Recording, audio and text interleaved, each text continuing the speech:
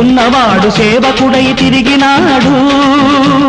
చెరువు గట్టు స్నానాలు, చెట్టు కింద శయనాలు, అర్ధాకలి భోజనాలు, అంతులేని పయనాలు.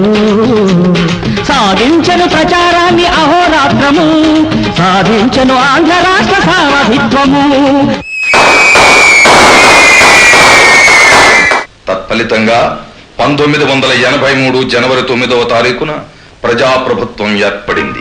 ప్రజా శ్రేయస్సుకై ఎన్నో సంక్షేమ అభివృద్ధి పథకాలను చేపట్టి 2 రూపాయలకే కిలో బియ్యాన్ని అందించి అన్నార్తుల అర్ధాకలి బాధలు తీర్చారు. సగం ధరకే కట్టుబట్టలను అందజేసి చిరుగు బ్రతుకుల చింకిపాతల జీవులను బాగు చేశారు.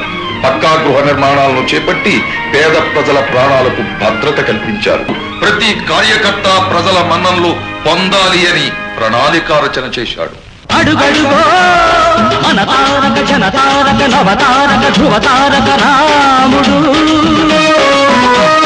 ఘన కార్మిక ప్రియ కర్షక శ్రామికులకు దేవుడు. అతడే మన ప్రియతమ నాయకుడు, మన ప్రియతమ నాయకుడు.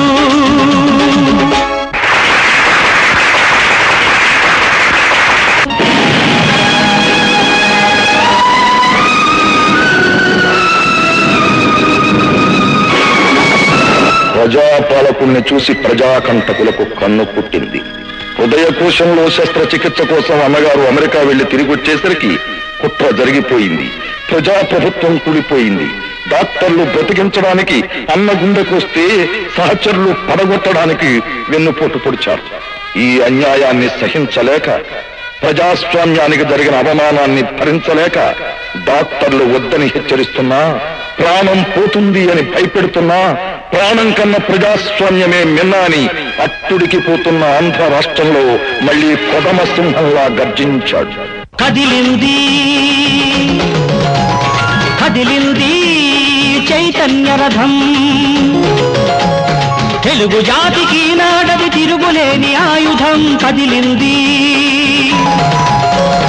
కదిలింది చైతన్య రథం.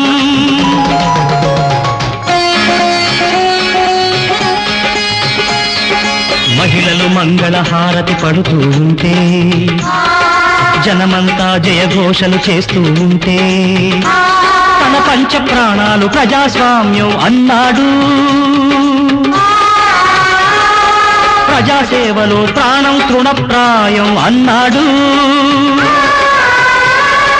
జనం కాదు చెలరేగిన ప్రభంజనం వాడు. అన్నకు ఆయువు పోసి అమరులైన వాళ్ళు. అమరమైన సంకల్పం ఫలించింది చివరికి. రాముడు పట్టాభిషిక్తుడు అయ్యను తిరిగి. ప్రజా విజయ జయకేతన మెగిరెను గగనానికి.